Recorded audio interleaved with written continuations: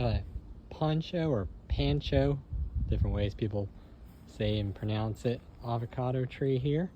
This one was started from a 5-gallon pot about last September. It's July now, so I've had it for less than a year, and I've moved it up to a 15-gallon. I'm going to be moving it to a wood crate bigger size here soon before I plant it in ground or actually on ground. But it's doing pretty good, and it's put on a lot of growth on it, filled in a lot since I got it. And they're not the biggest fruit, but it is a young tree.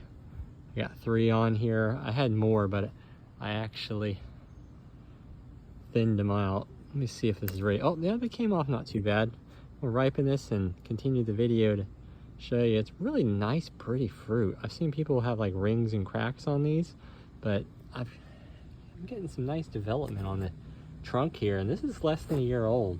I've got it in a mixture in the pot of 30% peat moss, 30% perlite, 30% 3/8 inch pumice, about 10% coarse sand. Then I leave a gap of 2-3 inches that I put in bunch of compost on top. I keep the compost away from the trunk to prevent rot, and then I cover with a bunch of crushed oak tree leaves and other maple leaves and stuff crushed on top to keep it moist in a nice environment.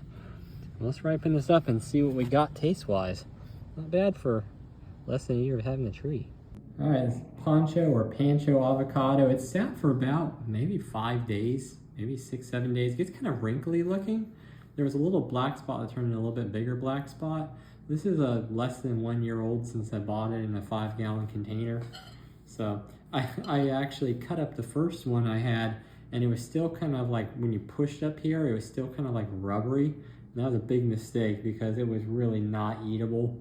It was just kind of rubbery and not ripe yet. Cut around here on this. All right, let's try and get this thing open. It really may need to get to be a little bit of a bigger tree.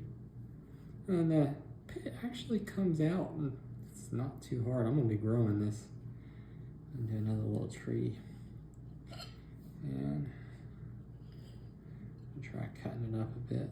So I think these get bigger, but it's just such a young tree. You can eat the peel, but I'm gonna try to just kind of scrape it out with my teeth.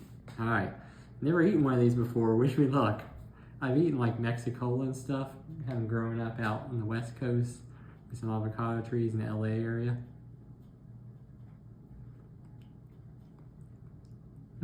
Definitely better when it's ripened enough. If you try to eat this when it's not ripe enough, it's like really spicy, not like pepper spicy, but like anise spicy and like rubbery.